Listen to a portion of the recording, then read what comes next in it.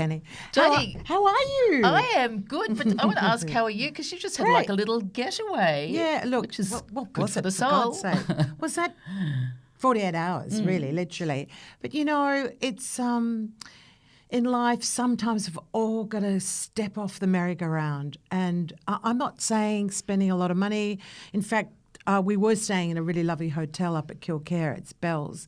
But, you know, we went for these walks and there was a really beautiful camping ground. I said, oh, it's right near a beach. I said, I'll camp there happily. Like, it's just opening times have yourself. changed. Yeah. Well, for me, yeah. I said, as long as I can have ice in my vodka and tonic at 5. He went, oh, God.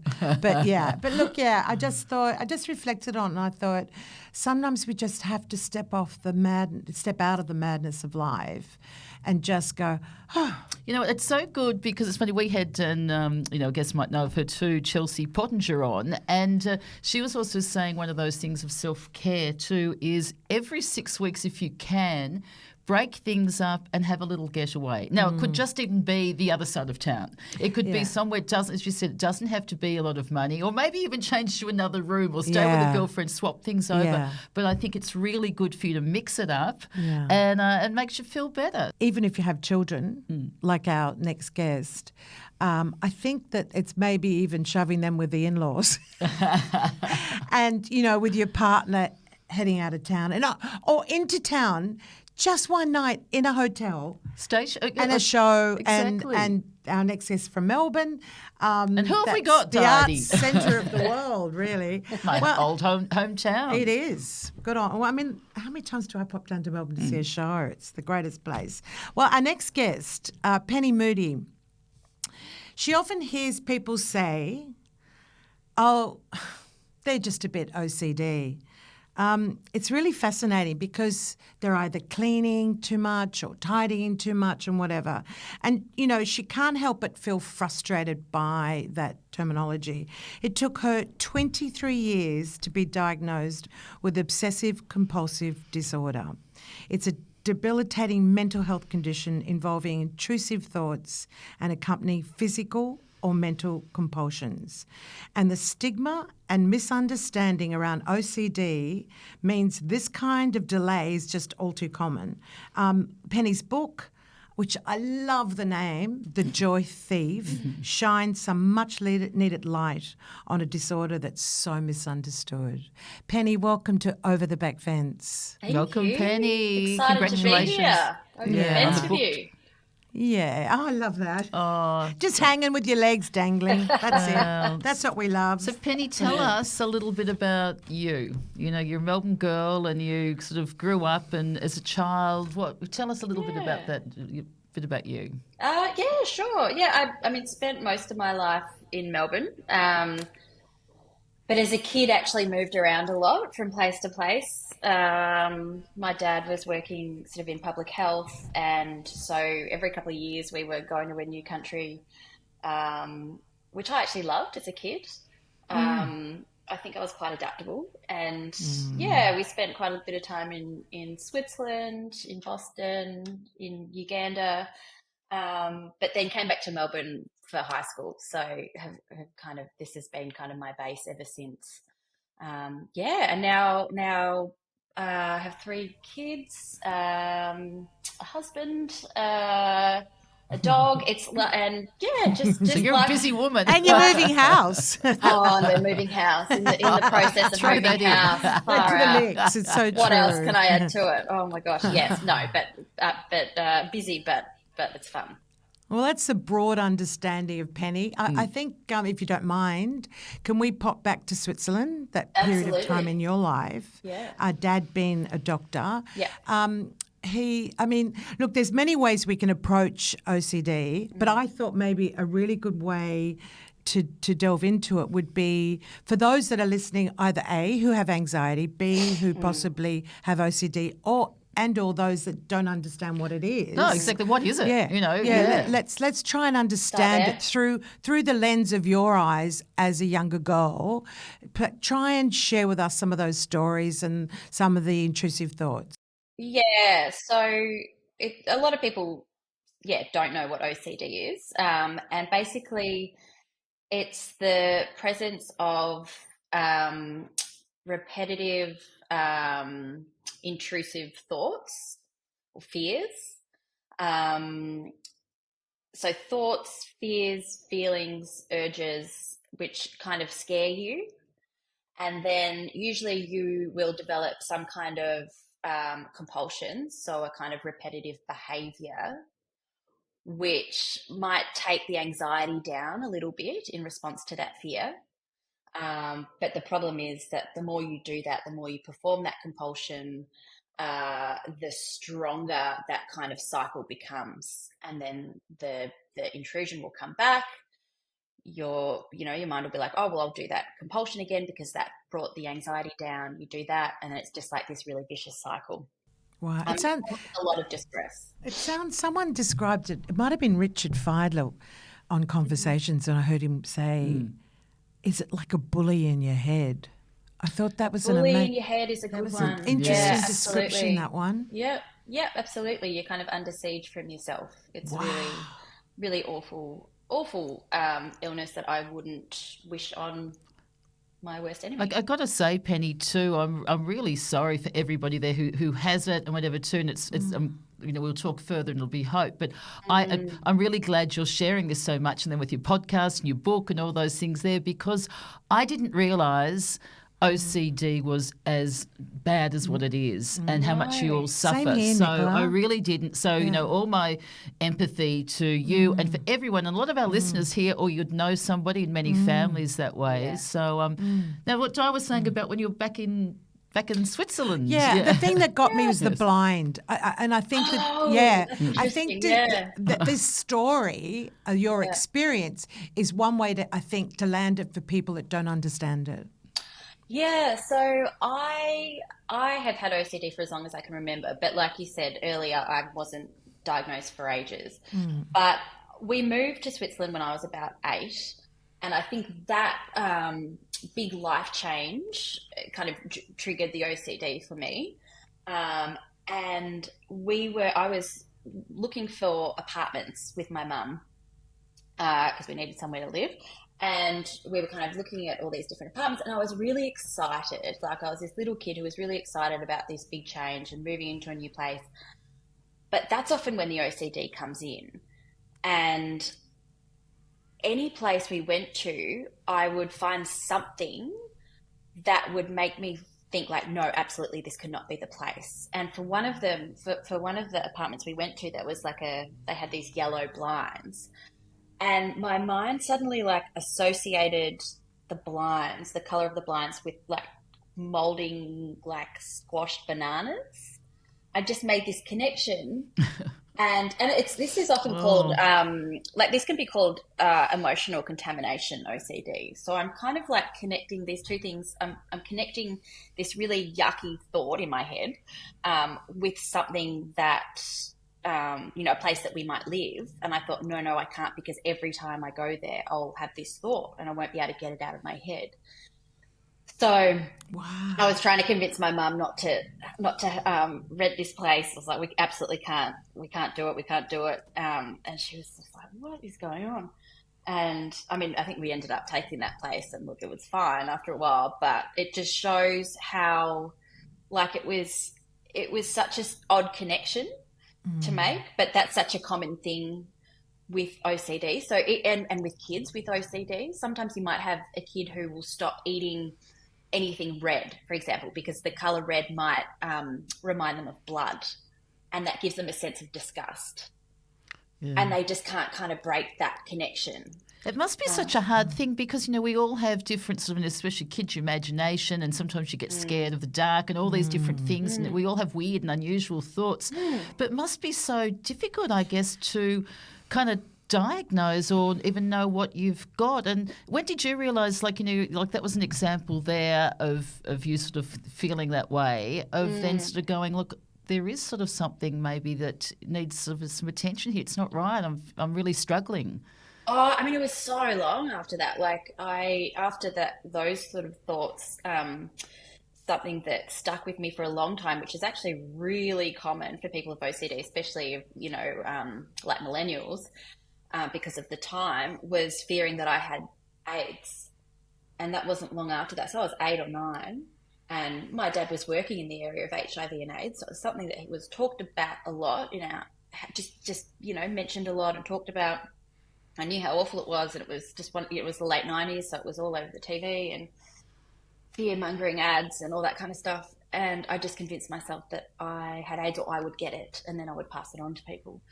And that's when I felt like it took a bit of a really darker turn, especially for such a young person. And it was just too much to understand, but it felt really scary. But look, I was 9 then. I wouldn't see a psychologist until I was 19. And even then it was useless because the OCD wasn't picked up until I was 31. Did you at any stage say to mum or dad, in other words, the intensity in your mind, did you release the valve a little bit by sharing that with your parents? Absolutely. I feel so grateful to my mum and dad because I always felt like I could talk to them about what was going on. Thank God. Sounds like you had a really supportive sort of family there, and your mum was like a rock to you, which not everyone has that. So I guess that's really lucky. Did she say, "Oh, darling, it's fine"? Like, how do you deal with that? Like, as a parent? Yeah, it was really hard for her because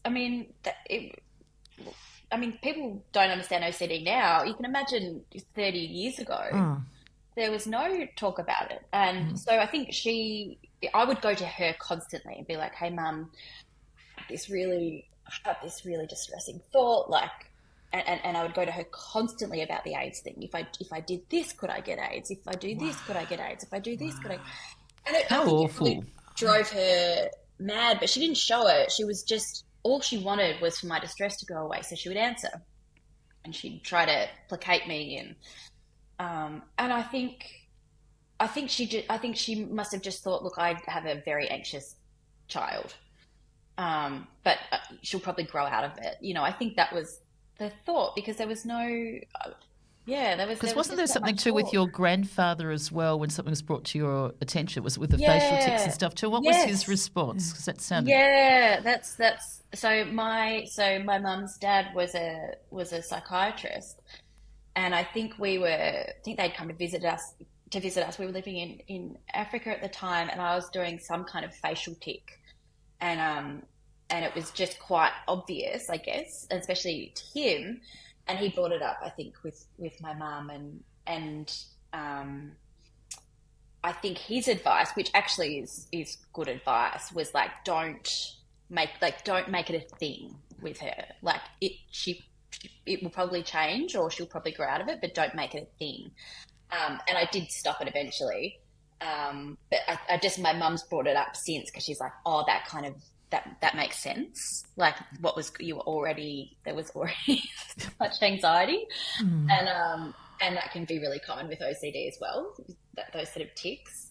But again, it wasn't that normal or common back then for kids to see child psychologists. That's true. It is so common now. Yeah, and even the adults of everybody with therapy and all those sort of things now, it's sort of like it's a thing to do. Nature. Yeah, it is. Yeah. And I think it wasn't until my early teens when my mum was like, felt a little bit hopeless, and she was like, I don't know how to help. And Dad being a doctor, how did he cope? Same thing. I mean, he was sort of like, he was there, and they were there without judgment, all the time. And then I think it was at some point in my early teens, they really encouraged me to see someone, to see a psychologist. And I was like, absolutely not. I shut it down so fast because I didn't know anyone who was seeing a psychologist. No, of course not. And I thought, I'd be crazy. That would make me crazy. See? Yeah, I get that. Yeah. And so they tried. They really did. And when your kid says absolutely not, like, how do you? It's a really hard thing. I actually push them through the door and close it. Literally, no, not. And you have to be willing to listen. Yeah, you do. And I wasn't. It wasn't. I just wasn't. And so it wasn't until I was about 19 where I was like, I actually can't deal with this anymore myself, and I think there's something going on. but before that, I really pushed through. But also the other thing is, like, I think it was hard for my parents because and a lot of people with OCD wanted to appear to be okay. So while I did go to them a lot, I also I was doing well at school. I had friends. I was sociable. I was generally like appeared like a very happy kid, you know. Is So that a mask? Is that a yeah, yeah, mask? it is. It How is, and exhausting, it's yeah, and it's Penny. really common. It's so common for people with OCD to do that, and it might be perfectionistic tendencies or just wanting to appear to be okay. So I think that also makes it really difficult for parents of kids with OCD to really know And tell us then, the how depth. were you then actually, did it help you when you actually were kind of diagnosed?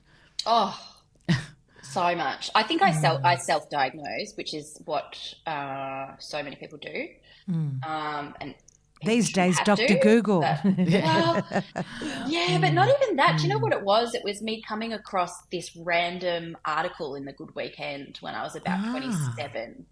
And it was so the person didn't put their name to it. They didn't want it because it was so raw, and it was their experience with OCD, with a lot of like sexual intrusive thoughts as well, and then I think as a kid they'd had like the HIV thing as well, and it just like the whole story just really resonated, and that was the first time I was like, oh, I think I have OCD. Like this kind of makes sense, and I'd never came across that kind of story before. So I'd kind of self-diagnosed then, but it would take me another, I don't know, 5 years to go and find a psychologist who had experience in treating OCD.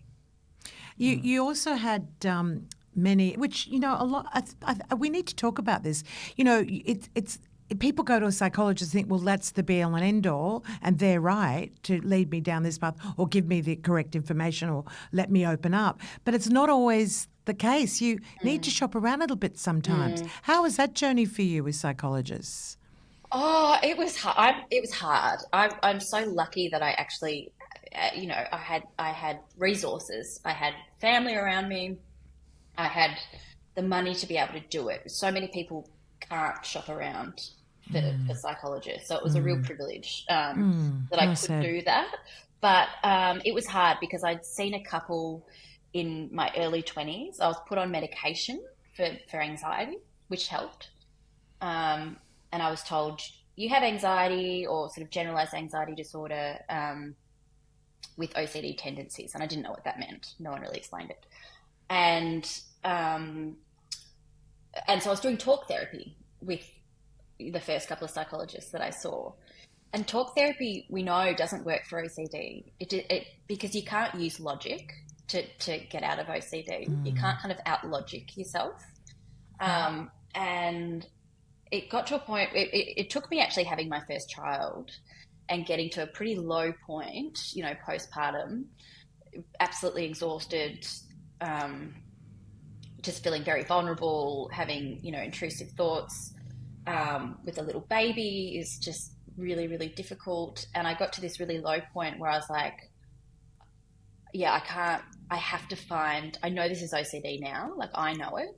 I have to find someone who has experience in dealing with this. And I started doing more research and saw that the most effective therapy was exposure response prevention, which I hadn't heard of, but I No, tell kind us of about Me, yeah, that. what is learned a that? bit about it. So ERP is basically exposing yourself to the fear that, so for me as a kid, it was having AIDS. So one thing, for example, that I hated to do was like, this will sound a bit odd, but like I hated like sitting on toilet seats, like completely sitting down on a toilet seat, because I think one time there was like a speck of blood on a toilet seat, and I thought, well, if I have like a cut on my bum somewhere, the blood could get in and that person could have had AIDS. I mean, obviously that's not how it works, but like, Yeah, and so I absolutely. my compulsion was like never to properly sit down on a toilet seat. I'd always like kind of No, sit you're not a little alone. I know No. people who Yeah. don't do that to this But day. I get it. Yeah. I broke that many toilet seats because I put all my weight Wow. on like one bum cheek. Love that. And oh my God, I got strong quads. That and old chestnut, the broken toilet oh seat. yeah, ridiculous. And so I guess an exposure for that could have been like, you know, every time you go to the toilet, you've got to actually put weight down. You've got to sit down, and the anxiety will come up because that's what's going to happen. And it's trying to not perform the compulsion. So you're letting the anxiety come, not perform the compulsion, and the idea is doing it again and again and again. The anxiety will eventually lessen, and you'll eventually be able to do that thing or have that thought and facing your fear a bit, isn't it? It's very much it's exposure therapy. Like we know, you know, if you're scared of spiders, whatever, it's exposure therapy. But the crucial step with ERP is the not performing the compulsion. Right. Yeah. And so another example, I mean, with my psychologist that I ended up finding when I was in my early 30s, she often, you know, for people with contamination OCD, which is really common, one of her exposures with her clients would be getting someone to stick their hand in a bin, for example, and she'll do it with them. Wow. She will actually do it as well, and then, you know, lick your hand or take your shoe. Oh, gee. Because that's hard even enough if me. you're having, I know, Even for me, I'm everybody. going, That is Totally. really facing Yeah. it, isn't it? You know, go for Wow. sitting through in the mud or going there. It's a really sort of Seriously. thing that you got to do. But obviously, then if it, this I'd is have a to method, punch a pillow or something a in method her that office. helps. And is this then in conjunction Yeah. with, I guess, medication as well, Penny? Getting that Yeah, right as well? absolutely. Look, for me, yes, and I think there's a lot of research to show that a combination of medication and therapy can be really helpful, and that can be for kids as well. And it's that combination which has really helped me. Different for people, and I know there are people who medication hasn't worked. That's really tough, but I think the ERP has been really, really crucial for me. And I think finding someone who this is a big one. Finding someone who is willing to do the exposures with you and be there with you can be really big, because if you have a clinician or whatever saying, yeah, do this, and then leave you to do it at home, it's very unlikely you're going to do it. Like you've been avoiding your fears for years, probably. So that can be really important. Can I just quickly take you back to the contamination of putting your finger into the bin? Like, how did you react to that? Like, I mean, I didn't what do it. happens? I Is didn't it, think- but is it just a thought process, or is there some physical ramification? Like, how does that play out when you do confront your fears like that? with a Yeah, no, psychologist? it's a good question. In a I safe didn't do environment. it because, of course, and I didn't do it because Yeah. I didn't have contamination OCD No, as an adult. but when you're So that wasn't confronting something- your fears, how do Yes. you react? It can be so. It can. I mean, I've talked a lot to my psychologist about this, especially when I was writing my book, because I wanted to get all her stories, because she's seen everything, you know, and nothing Everything. phases her. Everything. And I think she sort of says that there's a whole range of different reactions, but often you're the first time someone does it, and sometimes it can take years to get someone to do ERP. Wow. They have to be ready. Like, you can't, you know, and often you'll make a hierarchy of fears. So you'll put, 10 to 100. And often my psychology was started about 40 of, level of fear, like say 40%, because you don't want to go straight to the top. You're just not going to be able to do it. You want to start somewhere around there. And I think sometimes, look, people can be extreme. They can be sweating. They might be crying. They might be shaking. There can be all that kind of response, but doing it over and over and over again, it's like habituation. Like you do kind of get used to it, and you're meant to do it to the point where it's boring, and you're like, yeah, I'll just do that, lick that. It's Wow, fine. that's cool. I tell you what, you're really That's helping amazing. so many people, Yeah. Penny, because, like with your book and with your podcast there, and by sharing stories. And now I think even for younger people aren't going to be as afraid to go and get support as well, knowing that it is there and maybe getting diagnosed a little bit earlier as well. And I know you're sort of saying I was listening to your podcast and with your psychiatrist Andrea too, and she was also talking about how self-compassion is the antidote to shame, because is that correct? Shame is a real feeling that you have, which is an awful thing, but it's like, so tell us a little bit about self-compassion. Yeah, it's a really good question. Shame is so common for people with OCD. Maybe any mental illness. I don't know, but I know with OCD it is because often the core of your fear with OCD, not always, but often it's like, I am a terrible person. I'm a bad person. I have done something immoral. Everyone's going to realize that I'm this awful person and they're all going to leave me. Like that can be a very common kind of core fear.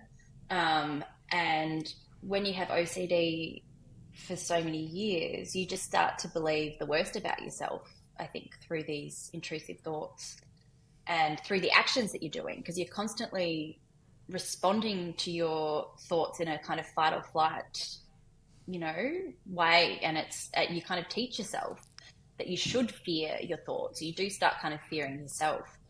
So shame then builds up. And there's also a lot of shame because there are so many misconceptions around OCD. So often people won't want to tell their employer they have OCD, or even their family they have OCD, because there's this kind of really, there's this idea of what a person with OCD is, and it's often just not that. So I think that adds another level of shame. And so this is why I think a lot of, psychologists or therapists are talking a lot about self-compassion as a part of the healing journey, I guess. And because what's really interesting is when I started doing group therapy and I started meeting all these other amazing people who had OCD, which I hadn't met anyone else until I was about 32, who had OCD. And when I started seeing them, meeting them and hearing their stories, I felt so much empathy for them.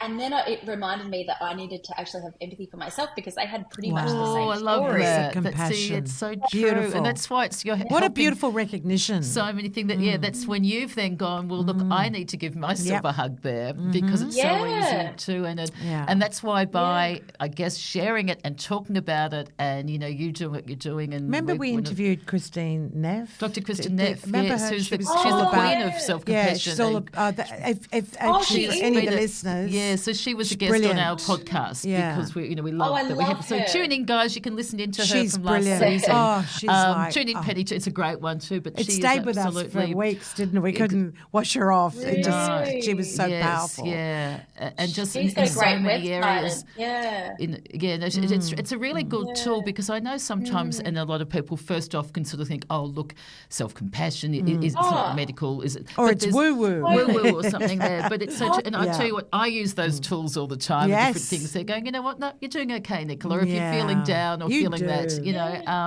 and I think it's just so wonderful what you're doing, Penny. Yeah, and you know what? What I wanted to know is, I'm really intrigued. Is there different levels of OCD? Like, do some people have a really like 100%, others only have like 10% of OCD, or like this is just a layperson's perspective? Is there such a thing? It's a good question. I don't think so. I kind of feel like if you have OCD, you have OCD, and it's and you live with it. Like you don't, it doesn't go away. You just manage it. I used to think it did. I used to hope it did. I used to be like, oh, there's this end point, and I need to get to that end point where it's no longer with me. I've kind of reconciled the fact now that I think I will probably always have it, and I need to manage it. But no, I don't think there's so much levels. I think there's just different subtypes. So you will have, a lot of, and they can change. So they can, contamination OCD is a common one. Just right OCD is a big one, and that's big in kids as well, where it's like, I just need to do something this number of times so that I have that just right feeling. Or it's like I might need as I'm going out the door, I might need to tap the door handle 14 times and then I will feel safe. Because if I don't, then maybe something else will happen. So that can also be magical thinking OCD, which is like, as a kid, I thought if I didn't do this routine before I went to bed, my parents would die. You know, they wouldn't make it through the night, or they'd die Such in dark a thoughts car too. Yeah. accident. That's why Catastrophizing. and I think for listeners too, so many people aren't aware. If you know that, I didn't know, and I'm so glad I've been educated on this, Penny, and I feel really bad because I didn't know how awful and how hard it was. You felt like it. I mean, really terrible from all that way. And how common is it?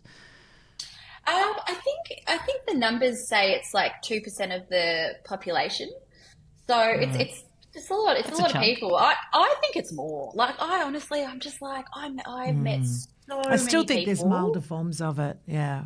Yeah. Well, I think it might be. I mean, the thing that people get confused with a lot is obsessive compulsive personality disorder. Right. That is very different to OCD, and that's when you have someone who really needs something done a certain way, or Yes. is very, very inflexible. They've got this way of doing things, and nothing's going to tell Yeah. them otherwise. Yeah. Or they might be really frugal, and that's a very different disorder. Or it's a personality disorder. That's Um, interesting because people yeah. classify it, don't they? Oh, it's OCD.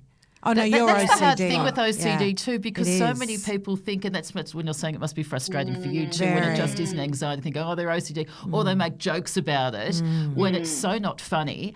You know, that sort of now I think that's sort of like kind of nearly a lesson for every one of us as well, you know, like that, because it's a really, I guess, a serious thing. But It's you're giving it hope, and I think fascinating and you're, I disorder. did see, and I thought it was sort of kind of courageous of her too, is that Angie, your co-host of your podcast, she just released her thing of her being very upset and sort of saying, sort of showing, I guess, it's never over, you know, and you can get hit again with It's very different like powerful.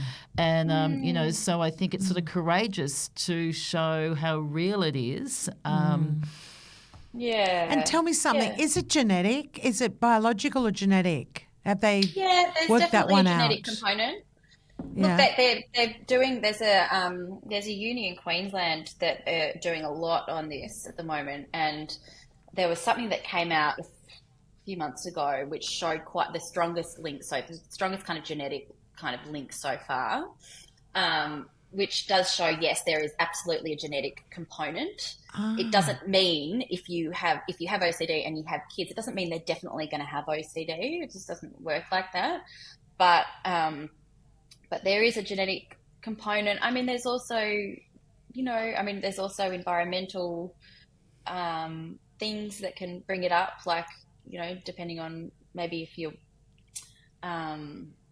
watching someone do certain behaviors as a kid. I mean, I actually, sorry, can I just stop? Can I stop there? Yeah. We'll cut it. Easy. Sorry, 'cause I actually don't know. Don't worry. Because she knows. She does a podcast. Exactly, that's right. Exactly, yeah. We can Sammy's stopping there for 1 second. I'm We just can like cut it anywhere. Penny, we I can love cut, it. we can cut You it anywhere. continue whenever you're ready. Yeah. Yeah, cool. Yeah.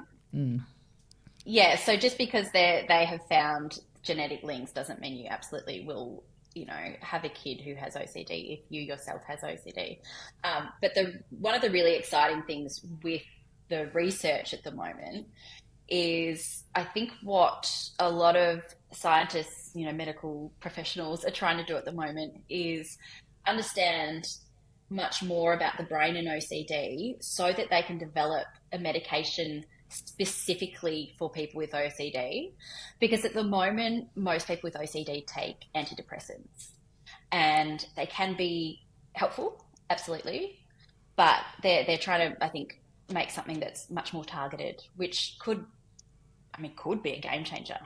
Yay. How wonderful. Yay. That's the best thing, isn't it, with Yes. medicine too? Things do keep on Yeah. getting So true. better and better. So true. You know, and there's so many more, like, you know, when there's ADHD, there's so many people who, completely different ones, but all of a sudden now getting diagnosed, which is just wonderful. More than ever at the Yeah. moment. More than, yeah. And I it's guess that's with incredible. medical sort of technology, people talking about it and sharing it. And then I guess, does that make, you know, you feel better, Penny? Like, you know, you're saying you read that article and the first time you go, wow, Yeah. could be Talking me. about Oh, absolutely. And I mean, just here, like I mean, I follow a lot of accounts, especially now with the podcast, a lot of other accounts with OCD, and the amount of like quite famous people in the US who have big platforms who are now talking about OCD. Like Benny Blanco was one a few months Wow. ago talking about his OCD. General Good on him for coming out and Like, saying it. Yes. it's huge, and that's what's been missing is people with big platforms. You know, you've had a lot of celebrities and people talk about depression, which is great, anxiety, which is great, and I think just, you know, and then now it's, you know, people talking about OCD. I just think that can just reach so many people. So that's given me a lot of hope, absolutely. And people are Hey, just Penny, more how was aware it of for you? It sounds like you've got a really good rock as a mother and a rock as a husband, Hugh. Yeah, we And- want to talk yeah, about and Hugh's we one heard of the you guys, one exactly of the on the Imperfects, which we love. We love that podcast. And we Yeah. loved hearing you on it. How is that for you? Yeah. going on it, or Yeah, and sort of sharing it Yeah. too. You know, like, you know, when you sort of It was a being great so- 'cause interview. It's really good. And Yeah. it sounds like he's bloody supportive. That's he half the is. battle. yeah. You Oh, talk about absolutely. compassion, Nicola. Yes. He's Yeah. compassionate. Yeah. He is compassionate, and he, you know, when he found out that I had OCD, he tried to find as much information as he could about it to try to understand and empathize. And that's kind of all you can do as a partner, is just try to understand. So he was And reading he was chapters great. from your book. Yeah. And you know, I went on the Imperfects podcast. It was the first time when it was the first couple of weeks of the pandemic. And I had like a 4-year-old, I think, and we did it in our cupboard. He was practicing on you, Yeah. Penny. He'd never interviewed before. Yeah. I was laughing my head off.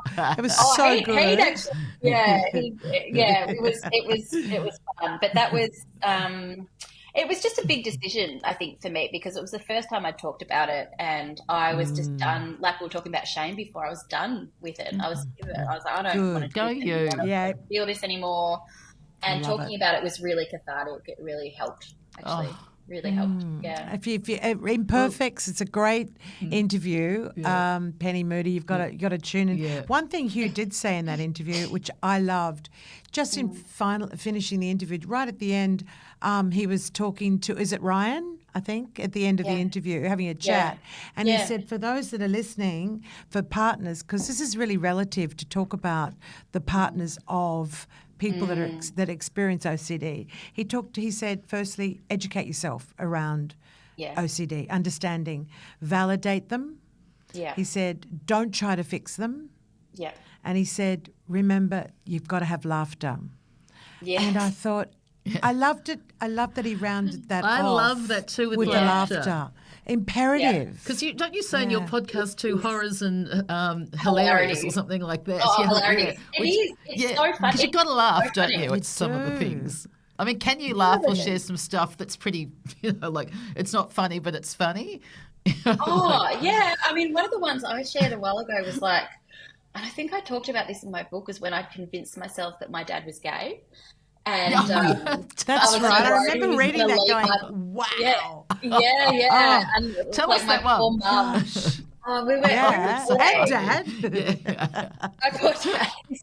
It's so funny now. He like, yeah, we were It's on all holiday. right, Dad. I understand. But Mum's married to him. Oh no, it was ridiculous. But we were on holidays in Thailand, and this is what often when my OCD comes up, is when like I feel like I should be having a good time, and I feel like I should be, you know, relaxing, and the pressure of it is like, that's when the OCD really kicks in for me. And yeah, we're on holidays. I was like 10 years old, and I can't remember exactly what it was, but my dad had like had a work party, and he's like quite theatrical and had dressed up as a lady version, and he had some really hilarious name, and it was just he was kind of emceeing the night, and I saw it, and then I was What a like, cool guy.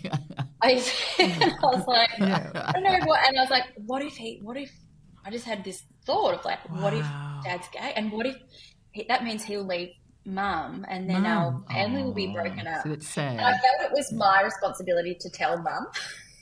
It's just so and Mum's, it's all right, your darling. Mum's, oh mate, like just go play in the pool, like just relax. That totally. is so funny. Yeah. And it just, and But you because know the I other was thing also hearing, I was just going to say, I was also hearing at school, and like people would often say like, oh, that's so gay, you know, as a bad thing. This is back, you know, in the 90s, and so I internalized that as like, oh, well, that's also not a good thing. So I've got to tell her. Like, it was just, it's one of those things where it's like OCD can make you do some pretty ridiculous things, and that's why I think you do. You know, Angie and I are starting this segment called Obsession Confession, where, you know, people can kind of share, you know, past obsessions or compulsions that they can now look back on with humour. Great. Isn't that healthy? That is healthy, you know, because you can't change what you felt. And I imagine group therapy would be like, in group therapy, you must have some laughs in group therapy. Yeah, that one's crazier than me. You know? Yeah, exactly. You got to. It's imperative. Yeah, oh, wow. You know, the other interesting thing too is because I think, you know, people in different relationships or friendships too, and I didn't realise that this was a bit of an OCD thing. I've learned that from you, Penny, is when you push people away, and you even say with your relationship, I guess it was before you married Hugh, but you actually went from a time going, you know what, no, you know, and pushed him away, and it's sort of something. Can you tell us a little bit more about that? I should be on my own too, like. That is a thing, is it? I think that was a more depressive state for me. Right. But OCD and depression can be very, very comorbid. So I had decided, and Angie and I have talked about this quite a bit on the podcast, I think, I decided at some point I don't want to be on medication anymore. Like, I don't want to do it anymore. I'd been on it for quite a few years. I was like, and I recently met Hugh when I was feeling a lot of the oxytocin, you know, a lot of the love. The love and the... It's like, oh, I'm fine, I'm cured. OCD is not really there anymore. And so I was like, I'm going to go off it. And didn't consult anyone, didn't see a doctor, just like, no, I'm going to stop, which like everyone tells you not to do. And I felt okay for a few weeks. And then it was interesting. It kind of came in levels. And then it was like the anxiety kicked in. Like, I felt really, really anxious. And OCD thoughts and compulsions started coming back. And then I started feeling really depressed, like really depressed. And at that point, I was just like really, I just felt like I hated myself. I don't know. And so I was like, well, I shouldn't be with you. You shouldn't be with me. And I didn't, you know, we didn't break up or anything, but it was hard to communicate. And luckily I sort of talked to my dad about it, and he was like, I think you should probably go back on your medication, and also while you're at it, go find another psychologist. And I did, and I went back on the medication. I felt almost instantly better. And then I thought, I think I'm going to need this probably for the rest of my life, and I'm actually okay with it now. So see, to me, in a didn't push you away anymore those thoughts too. circling in your head, to me, is only natural, would almost cause some form of depression, like, you know, chemical. Yeah, absolutely. It's like they're very hand in hand. And actually, this is a really dark thing, but it's also has to be talked about, is that the rate of suicide for people with OCD is really high. It's really high. Wow. You're much more likely to commit suicide if you have OCD. Like, it's the numbers are staggering, and got to get help, guys. Get out there, go and talk it out. Talk it out. Don't hide. Yeah. And look what you're doing. Look at your podcast. It's Not What You Think. I love the name. Yes. It's magnificent. Yeah. It is with your book, with and talking your website. about it. It's really is. You're helping so many people by doing that. One quick question. I want to ask, how many hours in a day on average would people with OCD have intrusive thoughts? I just actually don't know this. Well, it would it change so changes much. every day. No, it does. What But would be it's a good worse question. day? Yeah, I'm For intrigued. me, at my worst, it would be, God, like 10 hours a day. I wouldn't, No, I would barely, no, yeah, I All would day barely type of find thing. You just, all you know, day. No, 'cause there yeah. were some days where it no. would be all day, and I would mask, so I'd go to work, but I would often take myself away in the bathroom and then just like think, and then go back out. No one would know. Get on with my day. Get in the tram on the way home again. Back, and then I would go to sleep. And this is really common for people with OCD. It would still be there when I'm trying to sleep. I often had insomnia because of it. I couldn't sleep. But then if I did, I'd fall asleep and then I'd wake up, and then immediately my first thought would be like an OCD thought, like an intrusive thought, and then the cycle would start again. So I think there was barely any time when I wasn't obsessing or compulsing, even if they were internal compulsions. That is not actually what's mind-blowing. Sorry. and it's not what's just- happening now. So I think there is so much hope with it because, with the right treatment, like I could now go days without that cycle. Hooray! That's yeah. good. And Isn't would you it? put that down to medication, Penny? I put it down to not just Or because managing? the medication brought the anxiety down, but I would still Right. be in the cycle a bit. But medication and therapy, the ERP for me, and there's other kind of therapies. Acceptance and commitment therapy can be good. There are a few different kinds, but that combination. And a lot of the self-compassion work really helped me. Really, really helped. That's So a wonderful to combination. hear. And it? see, she says what's helped her, now she's helping others. And you know what? That's a gift. And really, from both of us at Over the Back Fence, we're, for anyone listening who's possibly in touch, knows someone or possibly has it themselves, follow the podcast. We'll have all the information in our show notes. But likewise, And links the to your website's book good. as well, which is just wonderful. love the book. Thank you. Congratulations on that, Penny, and everything else that you do. So we've got some of our signature questions that Yes. we're going to ask Right. you. Oh, it's a good one. Do you want to go? What makes you happy, Penny? Oh, look at that smile. What makes me happy? I feel like my answer should be like my family, but I feel like that's such I a was boring wondering. answer. So I'm not giving that. I'm not giving that answer. Steal it for yourself. Self-compassion. Yes. So stealing it for Love that. myself, what makes me so happy every night is, well, not every night, it's the nights where like my kids actually go to sleep at Early. early time, and it's not absolute chaos when I can get into bed and just read my book. It's such a, it's something I do as much as I can, and I feel most at peace when I'm in bed. No one's crying, no one's asking me for anything, and I can read my book. That's what makes me happy. Had a few I guests love say that. We had the author Oh, of really? Lonely Mouth, Jacqueline Mayer. she said the same And thing, she said, didn't for she? her, she said, like, the greatest thing is she gets a Yeah. cup of tea Yep. and her Yeah. child's asleep and she goes to bed and like that with her book and she takes her away to this other true. world. Oh, And she said totally. it's just fantastic and I Beautiful. certainly get that. Now, if you could share a fence with anybody Oh, yes. on planet Earth, who would it be? Yes, Penny, this Moodie is and so. Bri? Surely the answer for anyone is Pedro Pascal. Oh, wow. I think Brooke Boney said, remember that Yeah. she mentioned him That's as well. amazing.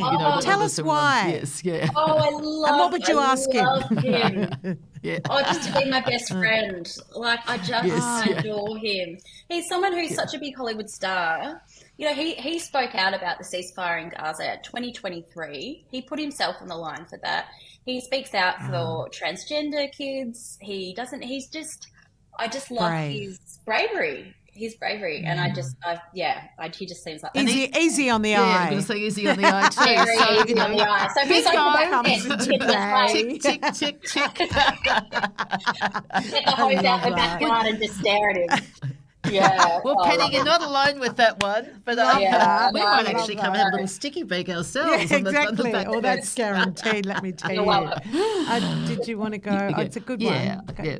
Go. Do you want to ask? Okay, yeah. Go So on. if you, I really do want to know this too. What advice would you give Yeah. your 20-year-old self, Penny? Oh, spend less time with men who don't deserve to be around you and more time with girlfriends with your, like just spend, Yeah. I feel like in my 20s it Interesting. was, Yes. I had really close girlfriends, but I felt like everything was always geared towards your boyfriend or your finding a boyfriend or, and spending so much time with them. And I really have learnt over the years how integral, life-saving girlfriends are, like really, really. And I just kind of wish And I'd been only like, we no, know. You know what? That's so yeah, beautiful to hear that, and we sort of say that too. And we yeah, nearly love everyone, but it's we're sort of saying too. We've lost our parents sort of too, but even with seeing our mothers at their later stages of their life, who was surrounding them at the end was their girlfriends of many, many years, Yeah, all the 100%. way through, and all the chapters in life that you go through, the ups and downs and everything. So Penny, I don't think anyone's ever Beautiful. said that. And No, I love that. No, actually, I don't think anyone has. I wow. love that. You the have way just you put been it. talk about joy thief. Well, you've been an absolute added joy to us in the Yeah. podcast. Thank you so much, Penny, for Can coming I ask on. one last question? Of course you can. I know we've covered therapy and different ways to help manage OCD, but just final tips. Someone listening who is has been hiding possibly holding the shame and not talking, not opening. What just some final tips that we can leave the listeners with around dealing with OCD? Yeah, it's a really good question and a really relevant question because it's also really hard for people to find help at the moment. So I think my advice would be to find as many resources as you can, even online, which will just give you more insight into how OCD works. Because the more you understand it, the less you'll fear it. And that really is true.